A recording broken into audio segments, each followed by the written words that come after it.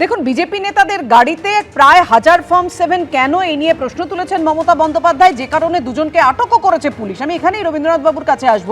রবীন্দ্রনাথ বাবু, বিজেপির এক্ষেত্রে বক্তব্য হলো আমরা এরকম হাজার হাজার ফর্ম 7 নিয়ে জমা দিতে যাব, আমাদের উদ্দেশ্য হচ্ছে একজনও অবৈধ ভোটার যেন তালিকায় না থাকে। আমি বলছি দুপক্ষেরই তো উদ্দেশ্য তাই, তাহলে কেন এই নিয়ে এত বিতর্কের জায়গা তৈরি হচ্ছে? প্রথম নম্বর কথা হচ্ছে যে একজন অবৈধ ভোটার যেন না থাকে, সেটা করতে গিয়ে একজন বৈধ ভোটার যদি বাদ চলে যায় সেটা কিন্তু মারাত্মক।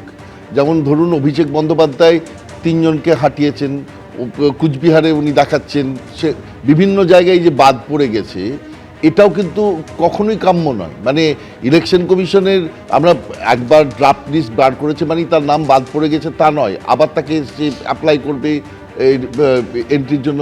কিন্তু যার নাম বাদ চলে গেল তার পক্ষে তো একটা টেনশনের ব্যাপার, বাদ গেল কেন।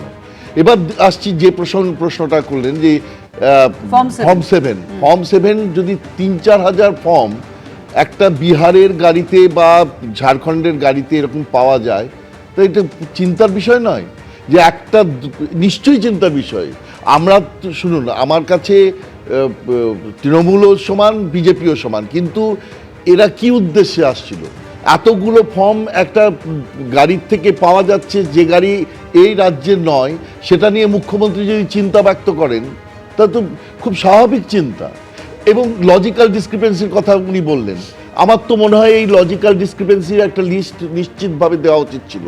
কেন আমি বলছি, দেখুন 2002-এ আমি আজকেই সকালবেলা নিজে ভুক্তভোগী। আমার ছেলের ফর্মে 2002-এর সময় আমার নাম ছিল রবীন্দ্রনাথ বলে ইলেকট্রাল লিস্টে বেরিয়েছে।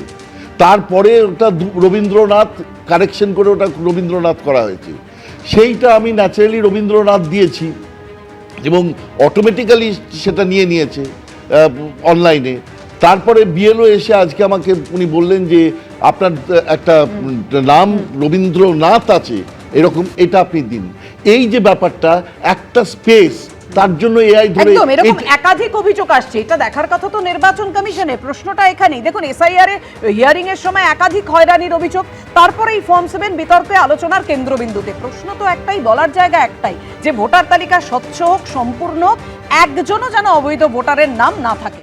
মুখ্যমন্ত্রী একেবারে আজকে সরাসরি আক্রমণ শানিয়েছেন এবং আবার বললেন যে লজিক্যাল ডিসক্রিপেন্সি হয়েছে এবং 1,36,00,000 নাম বাদ গেছে, দিল্লিতে বসে সমস্ত নাম বাদের চক্রান্ত করা হচ্ছে। এবং সেই সঙ্গে তিনি অভিযোগ করছেন যে এই যে 54 লক্ষ নাম বাদ গেছে, সেই তালিকা কেন প্রকাশ করা হচ্ছে না? সমস্ত বিজেপির পার্টি অফিসে রয়েছে, অথচ সব রাজনৈতিক দলকে দেয়া হচ্ছে না। আর এই আবহে আপনারা জানেন, গত শনিবার চন্দ্রকোনায় শুভেন্দু অধিকারীর কনভয় হামলার ঘটনা ঘটে, যে অভিযোগ করেছেন শুভেন্দু অধিকারী। সেই অভিযোগে এবার শুভেন্দু অধিকারী সিবিআই তদন্তের জন্য হাইকোর্টের দ্বারস্থ হলেন। হাইকোর্টের বিচারপতি শুভ্রা ঘোষ অনুমতি দিয়েছেন, আর ঘটনাকে ঘিরে অব্যাহত রাজনৈতিক চর্চা। এবিপি আনন্দ এগিয়ে থাকে, এগিয়ে রাখে।